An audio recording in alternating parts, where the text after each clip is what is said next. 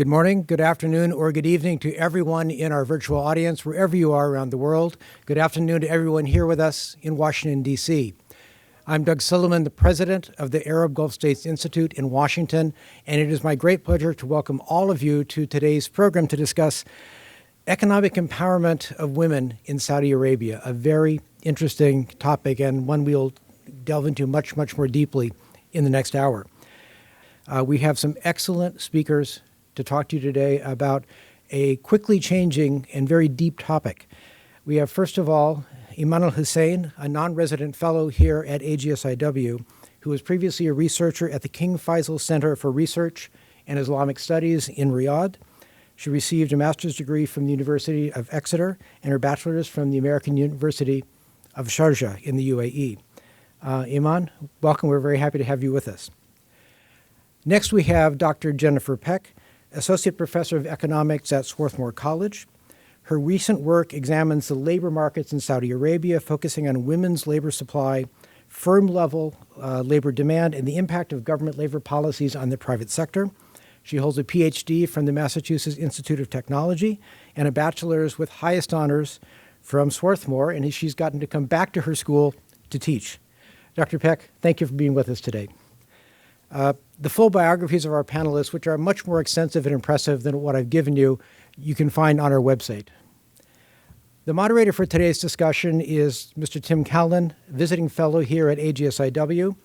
Before joining AGSIW, Tim was the assistant director in the Middle East and Central Asia Department at the International Monetary Fund and served as the IMF's mission chief for Saudi Arabia and the chief of the GCC countries division from 2012 to 2021. He holds a bachelor's degree from the University of Exeter and a master's in economics from the University of Warwick. Tim, the floor is yours. Thank you very much, Ambassador. Let me add my welcome to everybody here in the room and joining us online. I think we're set for a great discussion. I think we have a couple of different perspectives, one probably more from the economic side with Jennifer, and I think a broader one on society and culture from Eman. So I think we'll have a really good discussion. Maybe before I turn to the panelists, let me just put out a few numbers that I think both illustrate the progress that has been made and the challenges that still remain in terms of female participation. And this is relating to the labour market rather than more generally. But if you look back over the last 6 years, female labour force participation rates for Saudis doubled from about 17.5% to 35%. Employment of Saudi women has increased by 45%, and the unemployment rate for Saudi women has halved from 33% to just below 16%. But in terms of challenges, despite that, which I think is very impressive progress, the female labour force participation rate is still well below the global average that the World Bank puts at just over 50%, and the female unemployment rate is 3 times higher than the male rate. So, impressive progress, but much further to go. What I'd like to do as the first question is really just ask both Eman and Jennifer how they assess the progress with increasing the economic empowerment of women in Saudi Arabia. What do you see as the most important reforms that have been implemented? And maybe, Eman, I could ask you to go first and take a broad perspective, and then Jennifer maybe to focus more on the labour market. Sure. Thank you, Tim. I think the past 10 years actually have been quite remarkable in terms of women empowerment and introduction in the workforce, because I think it wasn't until 2012 that women were allowed to work in retail for the first time. And of course, if for some of you who might remember, there was so much pushback against the decision because they were traditionally or mostly in education and healthcare. And the backlash was mostly among conservatives, and it mainly unfolded on social media.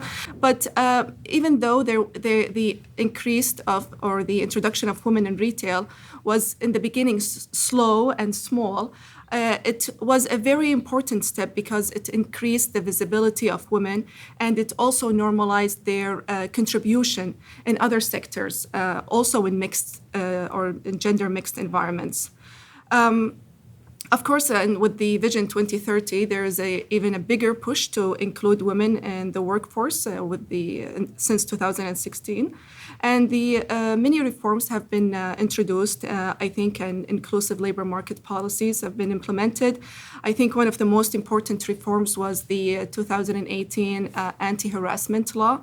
There was also so much pushback against that decision because conservatives at that time believed that if we allow this law to be implemented, the problem is that it will open the door for more gender mixing. So there was so much backlash against it for many years. So that was a very important step. I think also in 2019, we had many of the guardianship restrictions that were lifted. I think that's also very important because, of course, there was a need for guardianship approval to study abroad and also to study at home. So universities require a guardian's approval. And that, of course, limited women's education prospects. And of course, being able to travel and being able to drive your own car, that also increased mobility. So these were very important reforms. And also, I think there are the labor programs. I'm sure Jennifer is going to talk more about this, but I think two of them are Wusul and Qurra. These are two programs that were introduced to help women who make less than 8,000 riyal a month, which is, I think, around 2,100 US dollars. So for those ladies who need transportation, the transportation would be covered up to 80%. So that was, I think, a very good initiative that was introduced. Qurra is also another initiative, also targeted for women who make less than 8,000 riyal, and it provides or help them provide or find child or daycare for their children. So I think there are many changes that have been implemented, and I think that really helped increase the number of women participation in the workforce. Maybe Jennifer. Yeah. So I'll echo a lot of what has already been said. So it's hard to, as Eman says, it's hard to think of a country where women's economic prospects have changed as much as they have in Saudi Arabia over the past 15 years.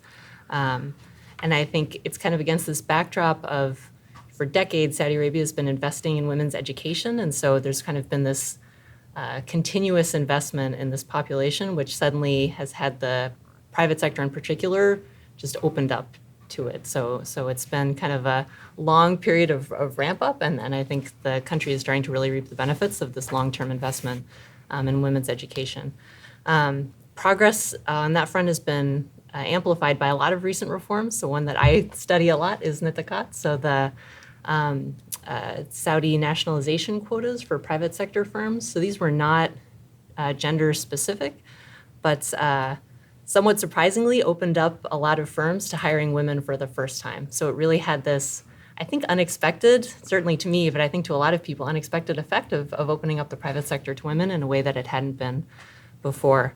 In 2009, I think, so the first year that I have data for the private sector, something like 75% of private sector firms had never hired women and had 0 female employees, and now it's more like 2/3 of firms in Saudi Arabia have female employees. So really this total transformation and whether the private sector was a viable career path for Saudi women in the last 15 years.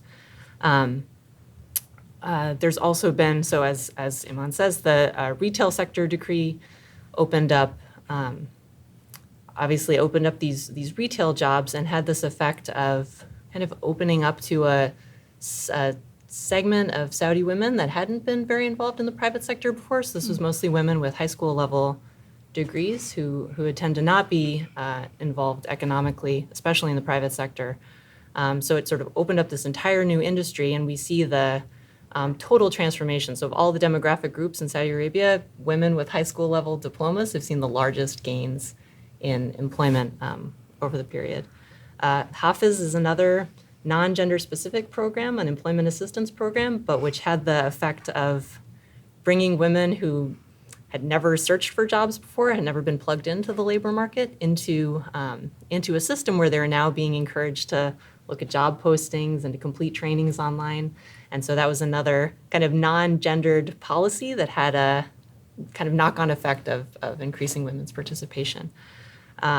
Of course, so things like the lift of the driving ban and the updates to the guardianship system have had practical effects through increased mobility and clarity, but I think have also served as an important signal of the priorities of leadership and the support of leadership for women's employment. And I think that's been a driver of a lot of the social changes that have occurred. So people getting these signals from the top that's valued and that's seen as important. And the last 3 years have seen a slate of really important smaller reforms that are kind of shoring up and clarifying the laws around women's economic engagement. So things like clarifying which industries are open to women, what hours women can work, expanding the shifts that are legal for women to be employed in. So the law criminalizing sexual harassment, guaranteeing equal pay and retirement benefits, and prohibiting dismissal related to pregnancy. This is a slate of, I think all of these individually didn't have these huge effects like Nitakat or Hafiz did, but sort of have solidified the landscape for firms to understand what the requirements are about employing women, but also for women to know what they're getting into when they join the labor market. Maybe, Jennifer, just follow up with you. So you mentioned retail, or I guess both of you mentioned retail as one area where we've seen increasing female employment. Of course, I guess traditionally it was in education and healthcare, then retail was added in. Where else are we seeing job growth for women at the moment? And are we seeing any evidence of women moving up into higher responsibility, managerial positions?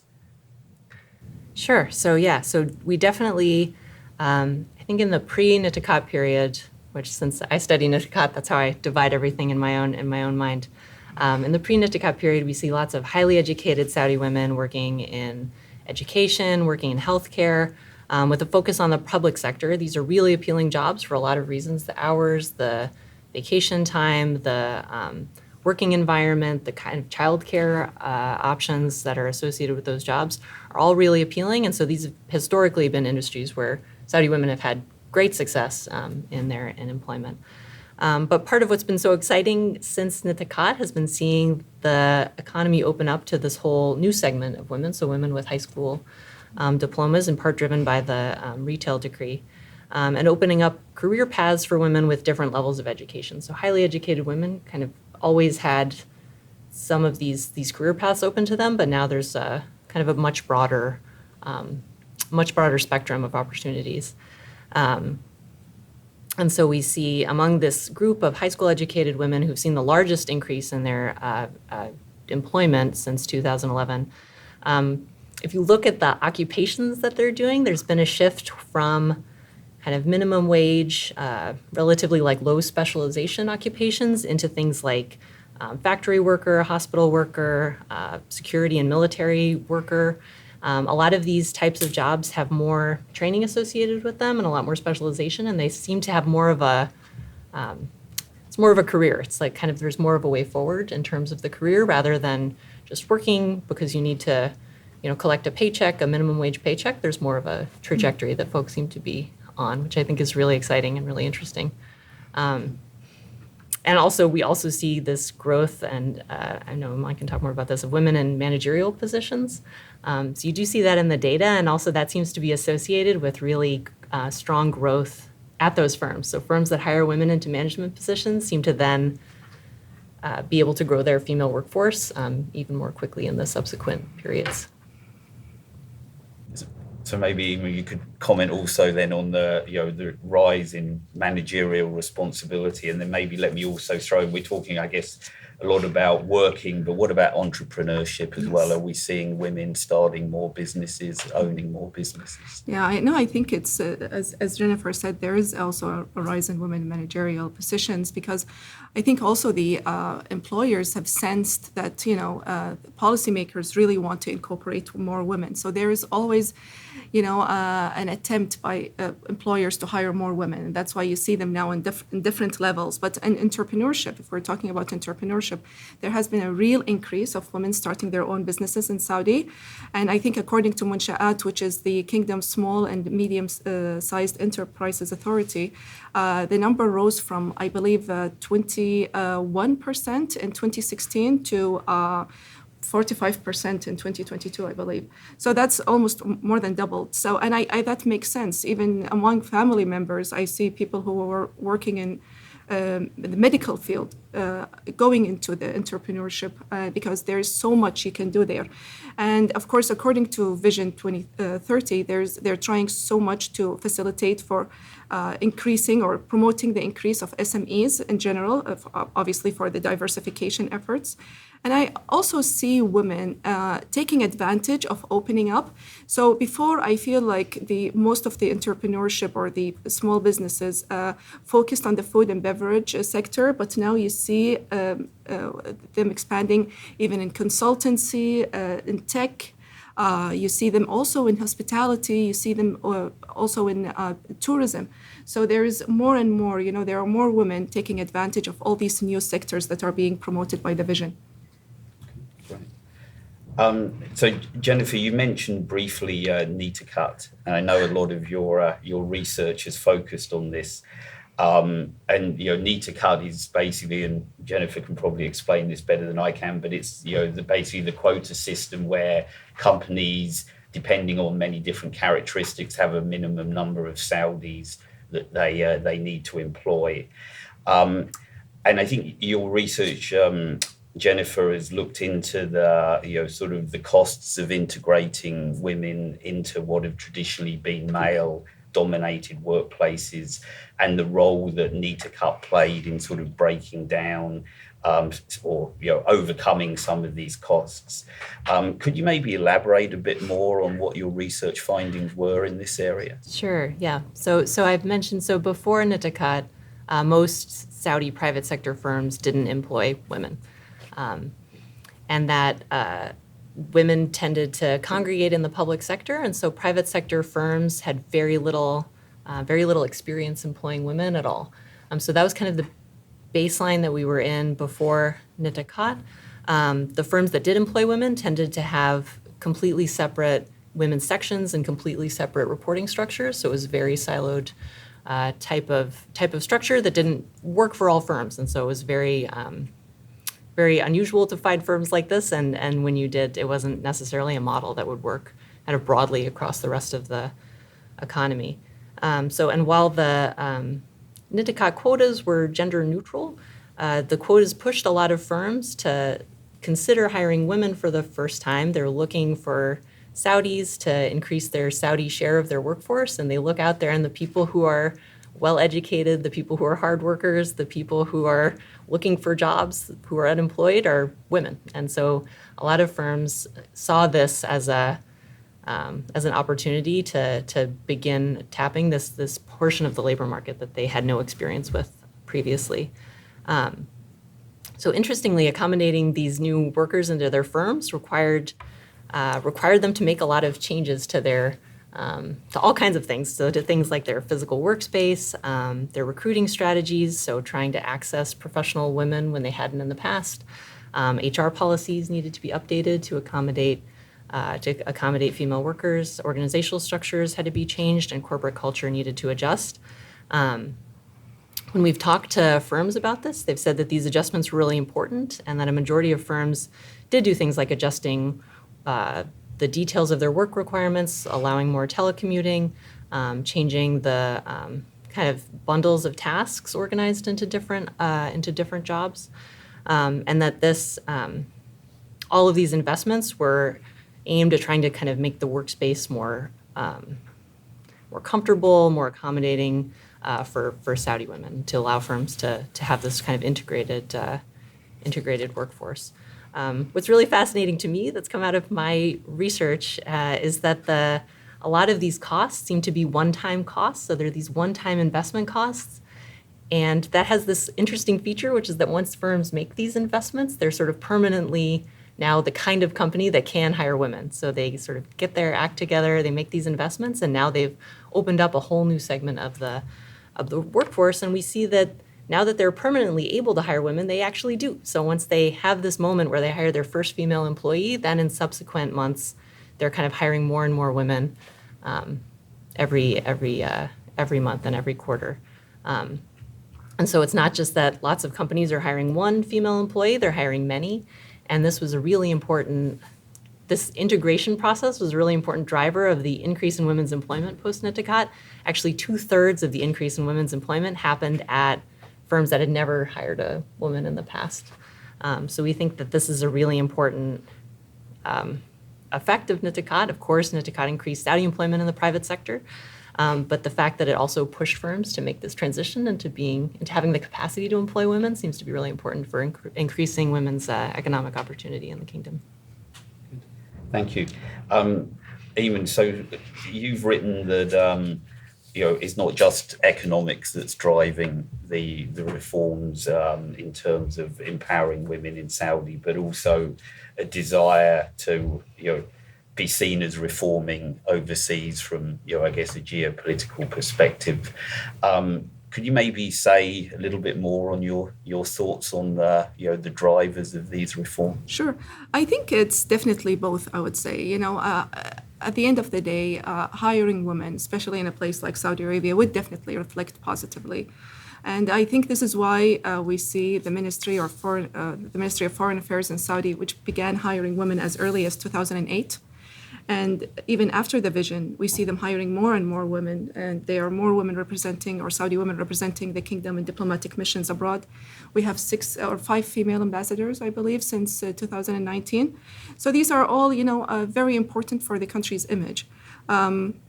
Let's not forget that many of the jobs that you find also women in, of course, there are so many Saudi women in manufacturing and construction, which is not out there. You don't see them, but they are also in hospitality. They're also in hotels. I can give one example. When you go to King Khalid Airport, or the international airport in Riyadh, before, for many years, when you go there are women working in the airport, but they're usually in a very secluded area, in security, and you don't see them unless you're a woman who is going through the check, right?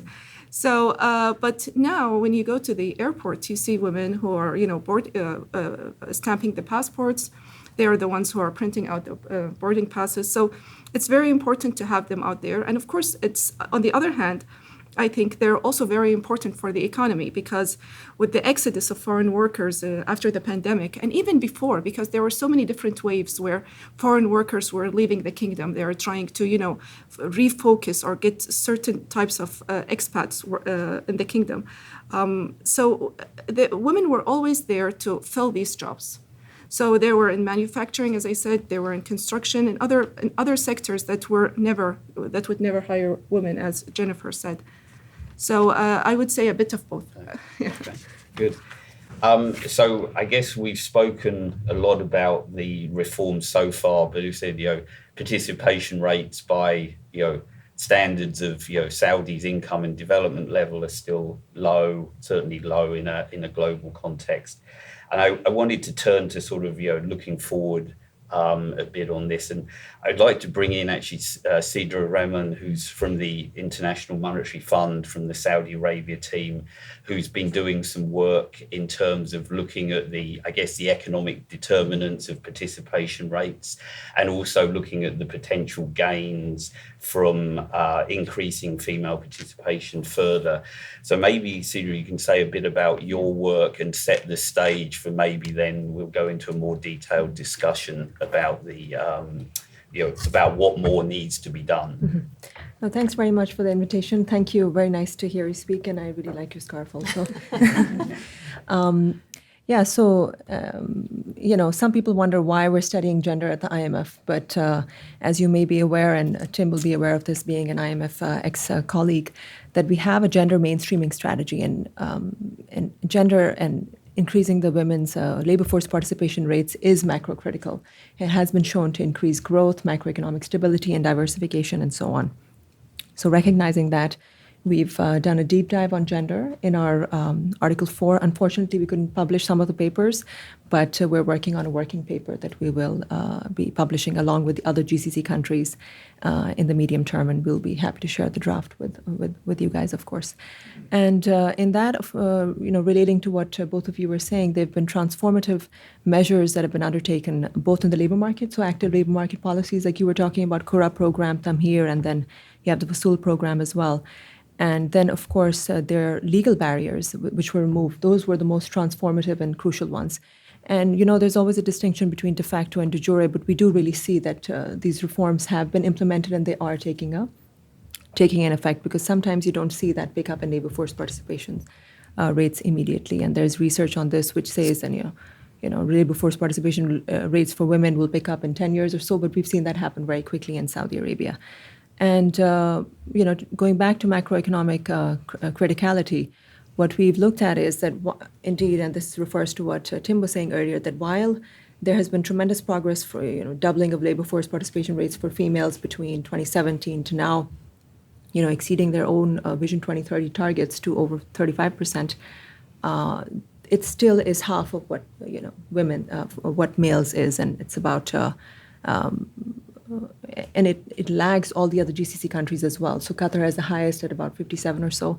And it also, so not just a gender gap, there's also a gap between where it should be implied by its own stage of development. So it's a very high income country. So implied by its stage of development, it should be around 60% or so.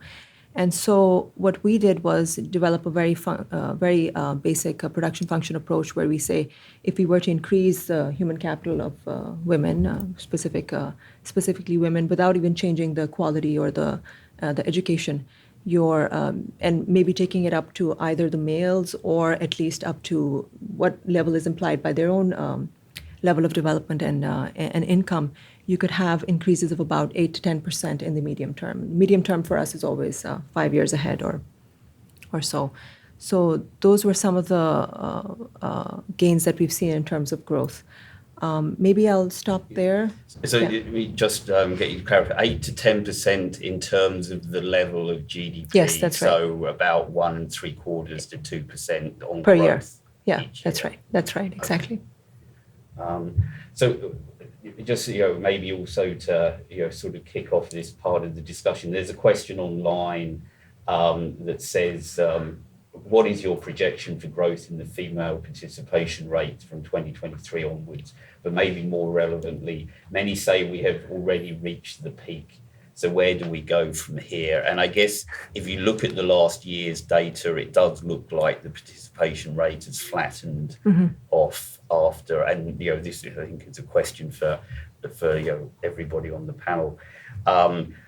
What is it really going to be that's going to kickstart another leg up in terms of the participation rate? Or are we, now at a level that's sort of, a new equilibrium where we are? What are the sort of reforms that are going to be needed to move this up and continue to, move towards the international level? I don't know if anybody fancies kicking off on that one. Very broad question. I've learned to leave the projections. Let's not worry so much about the projection, but more in terms of, what's going to be needed now to move the level of female participation in the labour market further up. Yeah. So of course, no projections on this from our front. We're only projecting, what we usually do on the different sectors, real, external, and so on. But in terms of what is needed, I think many of the reforms you've already touched on, ensuring that those keep going ahead. Now, you were talking about, and maybe I'll get into specifics, and then we can take a step back and take a broader view.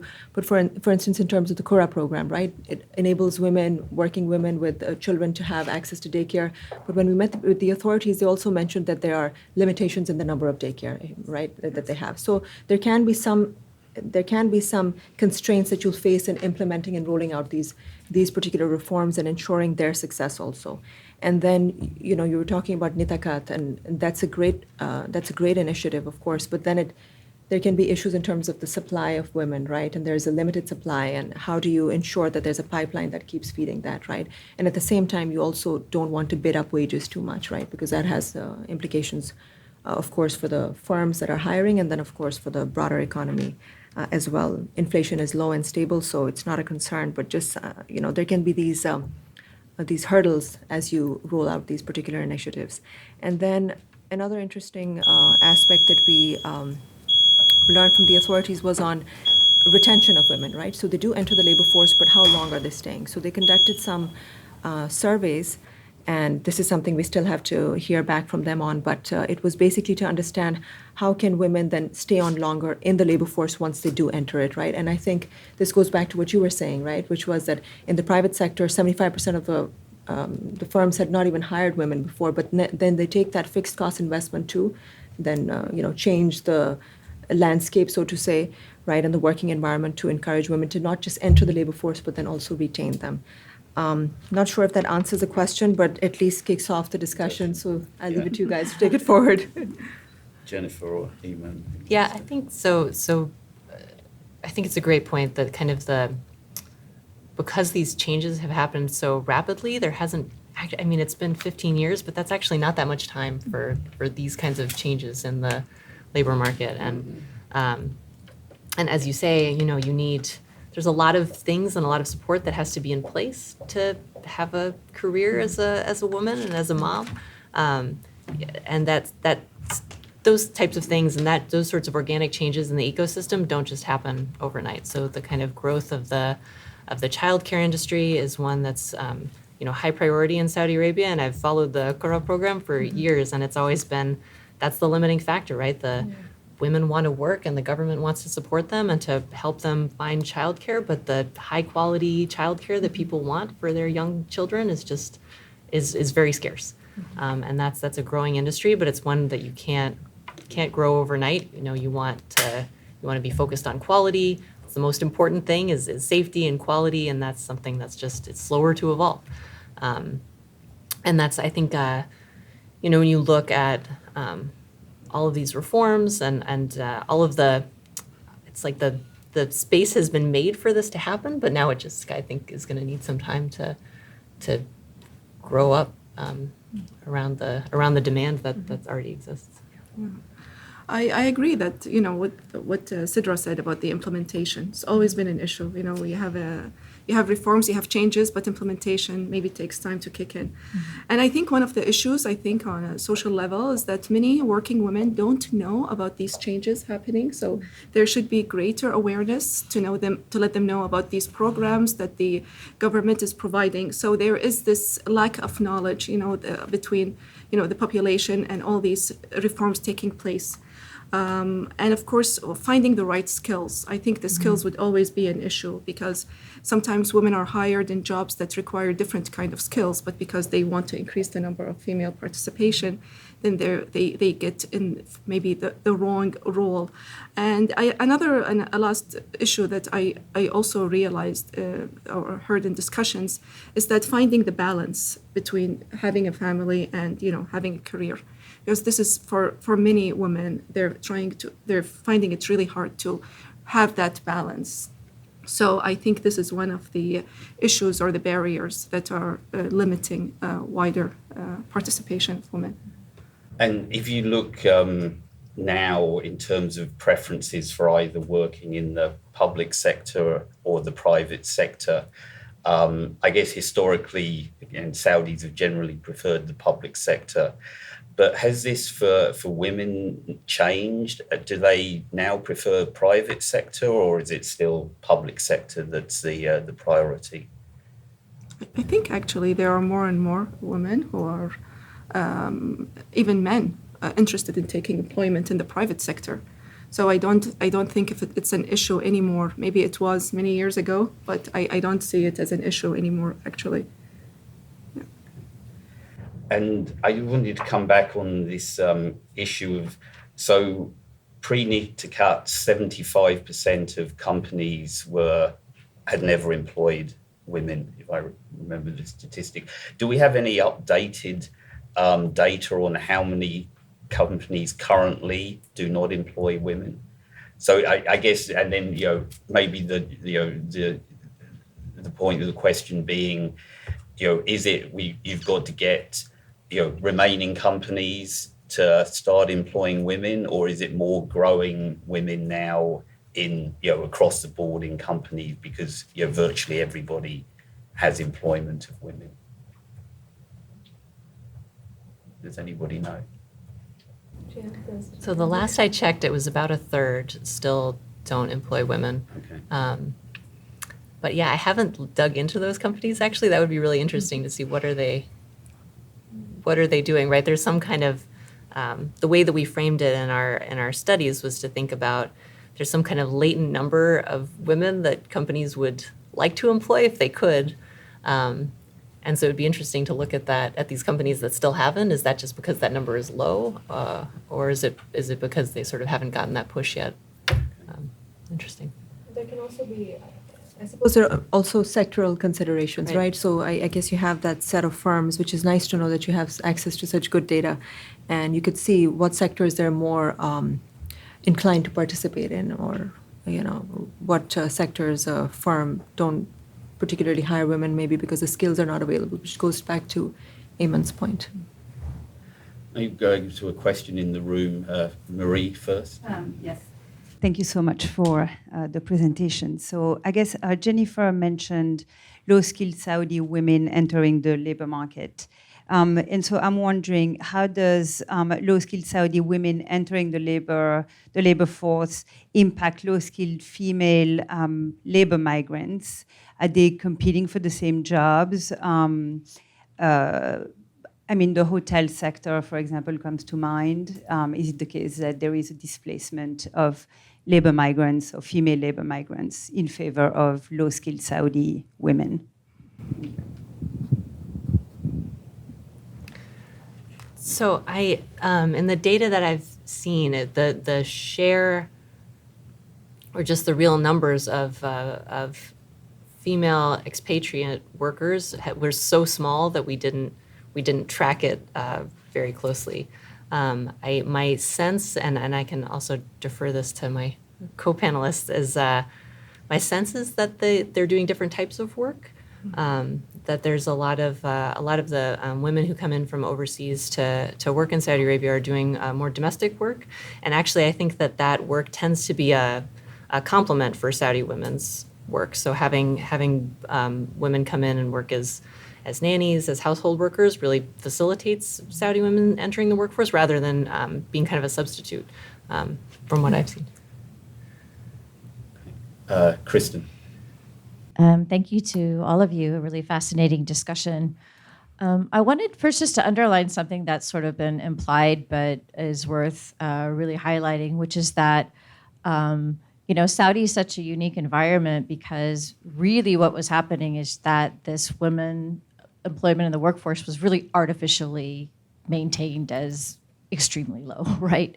And it wasn't due to the education of the women, to some degree even skills. I mean, I know there's a lot of need to skill up, but as you said, the education was happening to women across the board all of these years.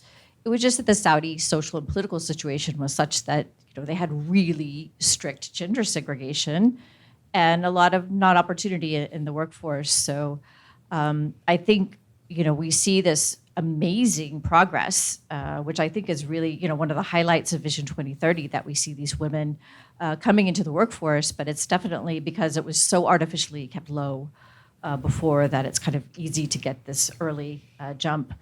What I'm really interested in is not just the skills or the kind of women ability to come in and find the jobs and all of these other things, but sort of the sociology of the workplace. Because as you're mentioning, I mean, gender segregation was almost complete in the workforce before, to the degree of keeping most women out of the workforce. Do you have either just something that you can add, or even just anecdotally, I'd like to wonder about how that's sort of working out? I mean, that must be very difficult in the Saudi environment to now have these spaces that were completely gender male now be mixed. So any anecdotes, or if you have any sort of evidence about that and how that might be a barrier to progress, I'd be very curious. I think, first of all, I mean, with scholarship program, which started, I think, in 2005, Saudi women were, going to study abroad, and they would actually study anything they wanted. And of course, since 2015, there was more of trying to make sure that the students are going to study specific things. So they're trying to make sure that the students, when they come back, they are, find the appropriate work and things that. So that's one aspect. But if there's an anecdotal or I think it's very generational. my generation that lived through segregation would always find it a bit strange to see these gender mixed in, because we remember very recently how it was. And I think the younger generation who is entering the labor market, they don't see it as much as an issue. So I think the younger ones are, taking it more easy in terms of the workforce, whereas the older ones are the ones who are maybe struggling a bit to get. And of course, it depends on which. You find certain companies that are very, very relaxed in terms of the environment and everything. So you don't see much of. But I would say other companies would have more of. An in-between gender segregation, like they would maybe be a little bit more trying to have some kind of different interaction or something. So it really depends on the gender on the generation, and I think it also depends on the where they work. So it differs, I would say. Yeah, and I'd like to say too, I think it's been really interesting watching firms try to deal with this. So there was this old model that I think we grew up with that was very, very segregated, very kind of completely separate. And that just doesn't work for a lot of firms. They need an integrated reporting structure. They need to have mixed gender meetings to really integrate this. And so I think there's been a lot of firms experimenting with different things, what works, what doesn't, what makes people uncomfortable, what causes problems, or what actually works really well. And so we see some firms are really excited to try new things and to try to figure out new ways of organizing the workplace. Other firms just want to take something that they know works and not take these risks.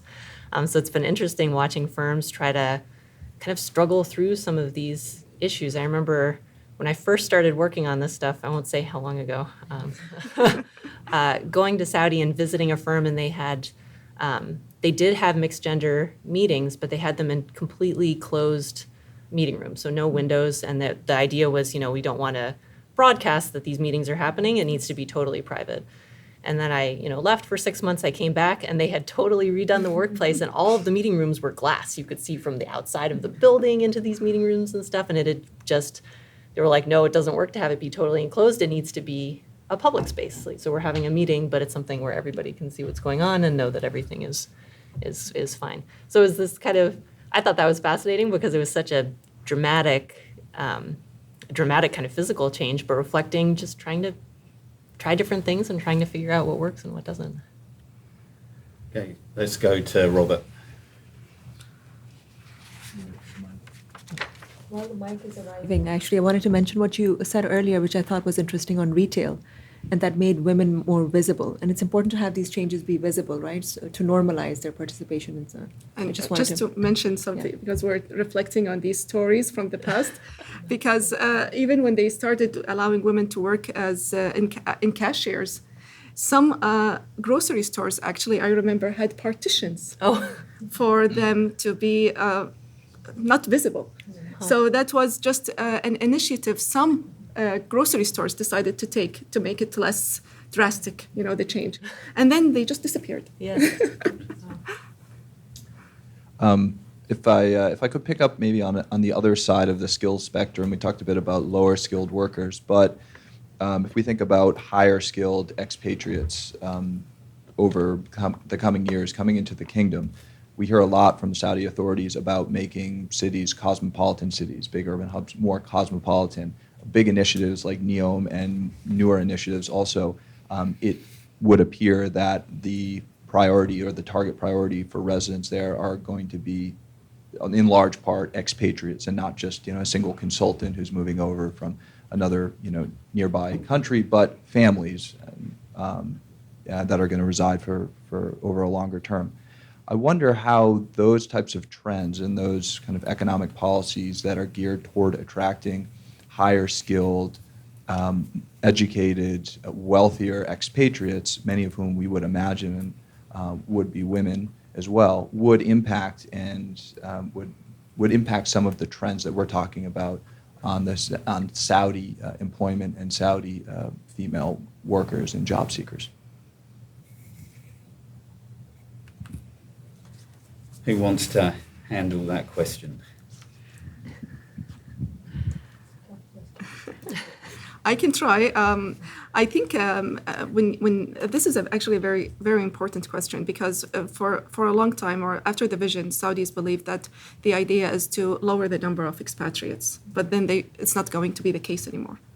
So, and of course, we had different waves where, foreign workers were leaving the kingdom. In the beginning, it was the undocumented workers.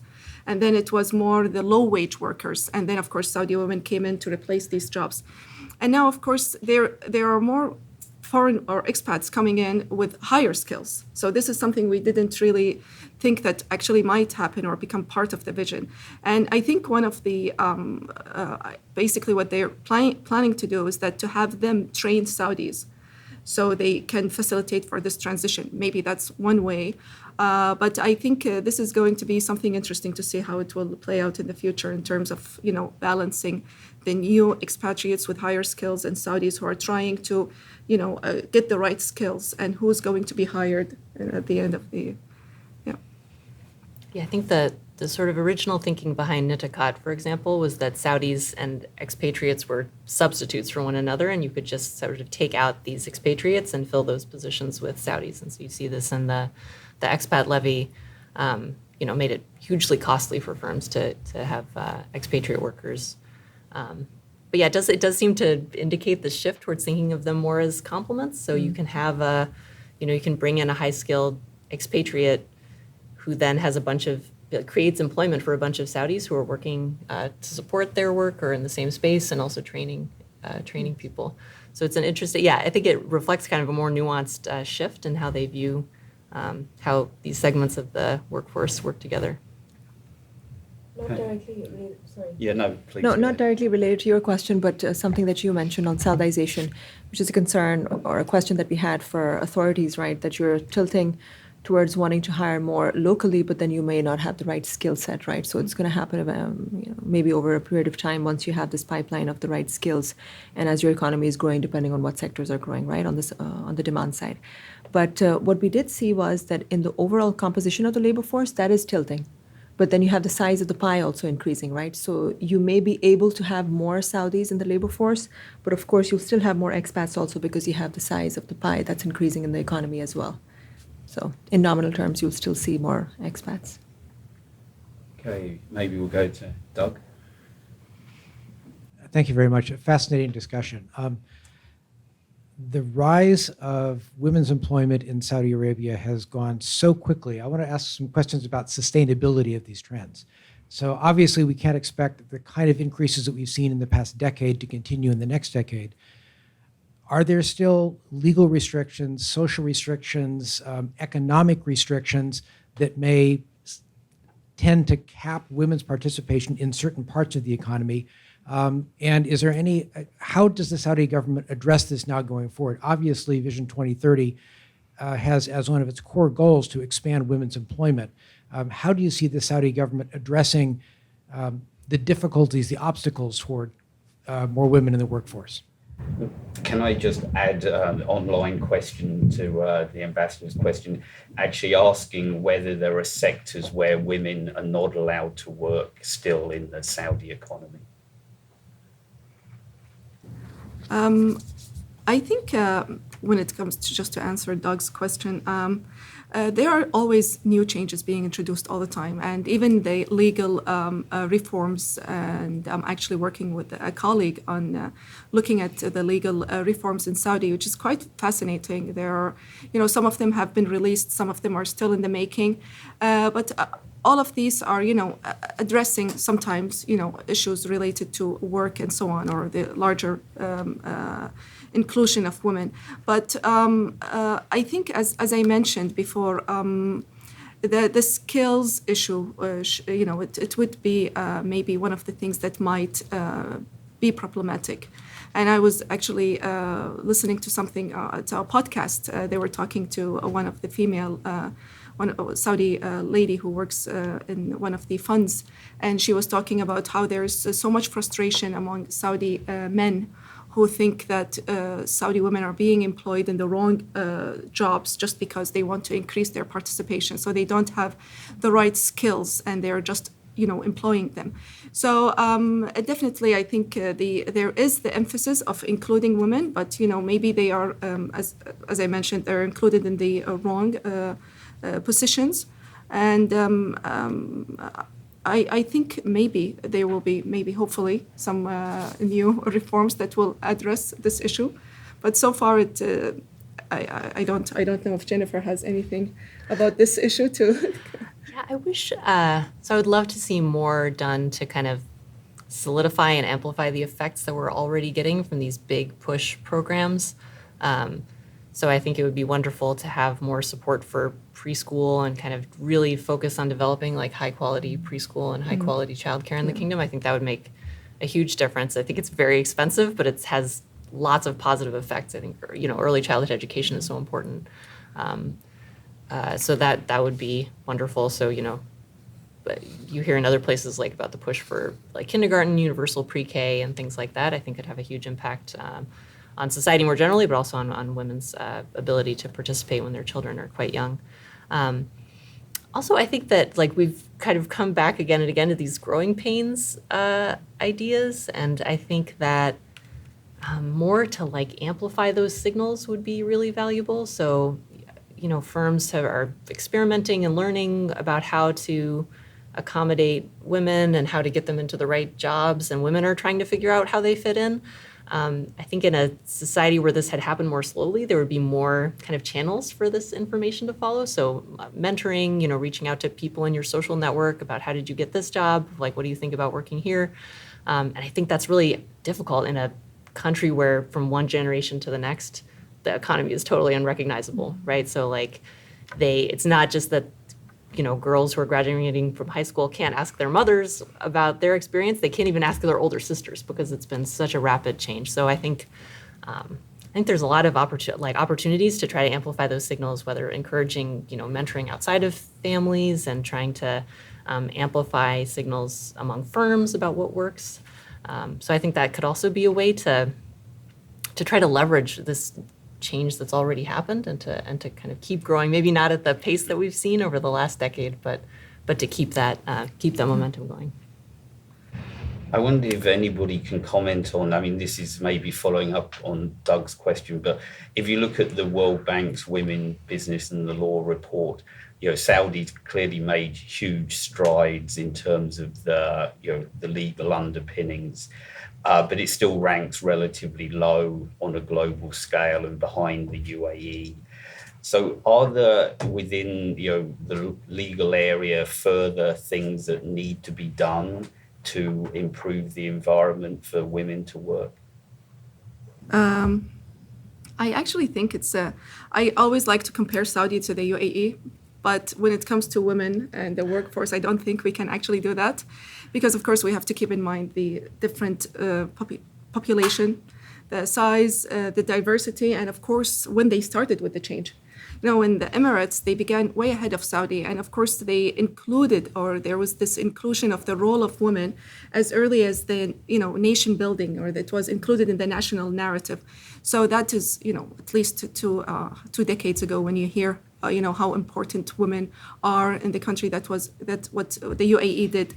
And of course, in 2015, the UAE established the Gender Balance Council, and the role of the council was to make sure that the country was on competitive or to enhance the country's competitiveness on global scores or reports. And there is also in the Emirates, they have the Emirati Women's Day. So that's just an annual celebration of female achievement. And of course, all of these happened just when we had the vision. So of course, they are maybe ahead of us in that regard. But keep in mind that in the UAE, 66% of the government sector are higher female, and 30% of them are in leadership roles. And in Saudi Arabia, it's a different story. They want to really have women work in the private sector. And I think also in the UAE now, they're trying to do that. They are trying to have more women enter the private sector because they realize they can't sustain this anymore. So they're actually also introducing new programs where they're trying to make the private sector hire women, and the government is covering the extra costs. So they are getting paid, or Emirati women working in the private sector are getting the same wage as working in the public sector, but the government covers the difference. But overall, I think maybe the two different countries can't really compare so well in that regard. So I have a couple of questions online that I'm going to tie together on women in universities. So the first is asking, how far can you go when you have segregation in between men and women in universities, and how that affects educational outcomes?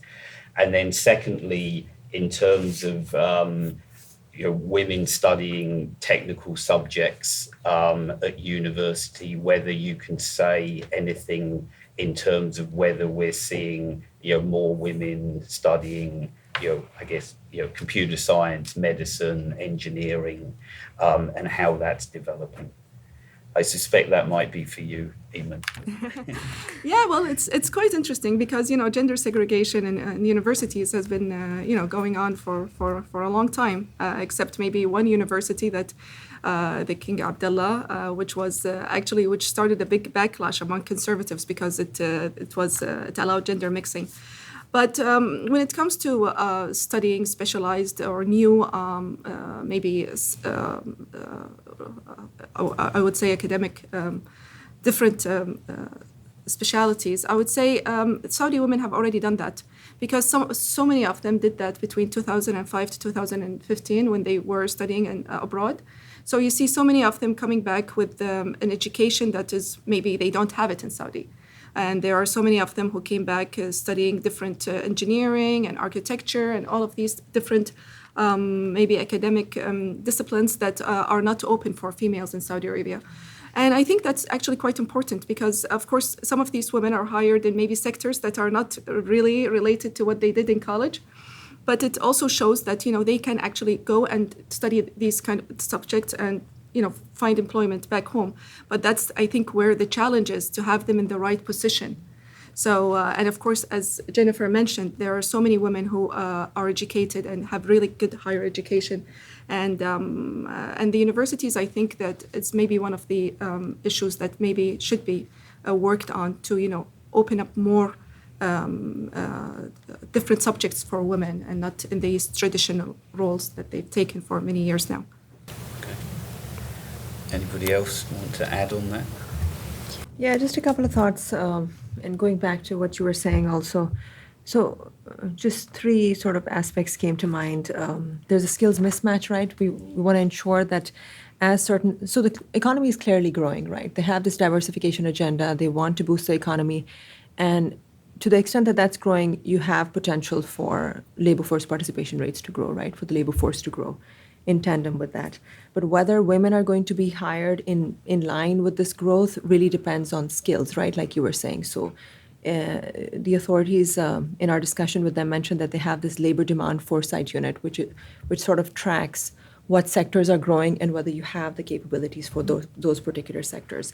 It sounds almost like industrial policy, but for humans in a sense. But then it's important for them to understand that women are being educated or have the skill set for those particular sectors. And you mentioned that there might be restrictions, so it's important to remove those restrictions, which goes back to what you were also talking about, whether there are legal restrictions, right? And then even when you do remove legal restrictions, it's not clear that that's the binding constraint, because in Qatar, for instance, they have removed legal restrictions. However, there's some lag in participation sort of going beyond what they already have. They have a high level. It can be attributed to social norms, and this is something that's studied, and there's some research on this in terms of social norms still acting as a binding constraint. So I think it's important to understand what those binding constraints are, so you can prioritize in sequence. So another set of questions we're getting online is around, I guess, the distribution of these gains in terms of female participation in particular. Is it a big city issue, or as you get out into the more regional areas, do we see change or do we not see change? And then also, what's the situation with women coming from low-income families? Are we seeing increased participation amongst them as well? I think definitely it's a big city issue because most of the jobs are now in Riyadh, so more than ever. So even before, even the other cities like Jeddah and these places would be a place for employment, but now many firms are moving to the capital. And so this is an issue females and their also male compatriots have in common. So if you need to find work, and there are so many Saudi women who actually leave and they live by themselves in the capital and find employment there. So this is actually, I think, remarkable that, just a few years ago, they wouldn't be in that sector and they wouldn't be allowed to actually live by themselves. So again, have two major changes happening. So that's one of the issues, and I think the centralization, I'm not sure what the plan is, but many females feel like they have to just move and work in the capital. But I'm not sure if Jennifer has any data on this. I wish I did, yeah. No, but it's something that I've heard anecdotally, Yes. and it's another one of these things that's hard to figure out. Exactly. It's so strange, this idea of sending your daughter out to live alone in Riyadh. It's like a very weird, it's a very strange transition, and how do you kind of negotiate that? Yeah, and actually it also shows that, people or, families are now more open to the idea of women working, because not only, they're not only allowing them to work, but they're also allowing them to work in another place. So, it shows different mindset change as well in terms of female employment within the family and how they think of it. And can we say anything on income levels in terms of whether it's, lower income level families, mid, high, who are seeing the biggest gains? Or is there no data on that? I wish. Okay. I just want to come back on one issue on the legal side. Have legally now, can Saudi women work in all sectors of the economy, or are there still areas that are, legally not allowed? I think it was mentioned that they can work in most sectors unless if it's considered dangerous for yeah. them. So, but I don't think they specify what exactly it means. Dangerous. So That was recent. Yeah. yes, yeah. Okay. Okay, so we're, I guess, coming to the close of time. Maybe I can just come back and ask you each for a comment on one issue. So, you're looking at the questions online, there is certainly a sense of, have we reached the peak of, female labour force participation? But then we know again, of course, that, if we look at what you would expect for Saudi, given income level, you would expect much higher. What if you were asked, for, one or two key things that the government should do to spur a further growth in labour force participation in the coming 2-3 years? What would you say to a policymaker in Saudi they should be focusing on to push participation rates higher? And maybe we can just go around, Eman, Jennifer and Sidra, and then we'll wrap up. I think there should be more emphasis on leadership roles because it's still women represent a very small number. So that would be something, and I feel like there could be, over the next few years, with the right skills, there can be an increase in that regard. That's what I would really wish I'll see, actually. So I would be totally shocked if female employment has peaked in Saudi Arabia. I think I think the train has left the station and is gaining speed. So I'm very optimistic about women continuing to make these great strides. We have a project now where we're talking to high school girls about their labor market plans, and these tend to be from lower income families, and they the sky's the limit as far as they're concerned. They're super ambitious. They have all these plans, and so I think the future is really bright for Saudi women. So maybe just a few comments on how to break it down also. So we're talking about labor force participation rates, right? And that's people actively looking for jobs, right? Divided by the working age population. Hopefully these both increase in line. But then at the same time, you don't want the labor force participation rates to increase and labor force to increase, but then not being able to find jobs, right? So you can have this strange effect, which we haven't seen in Saudi Arabia, which is quite interesting. And then I'll go back to emphasize what other colleagues were also saying was on the skills mismatch and just ensuring that as the economy is growing and diversifying, certain sectors are being prioritized in the National Industrial Strategy, for instance, and ensuring that there are the requisite skills across the board and for females as well. Yeah. Good. So it just leaves me to thank Eman, Jennifer and Cedra for the excellent discussion. Thank everybody in the room for attending, and thank you for the online participation. Lots of questions coming in. I don't think we got to all of them, but hopefully we did enough to satisfy you and make you come back for another event here. So thank you very much.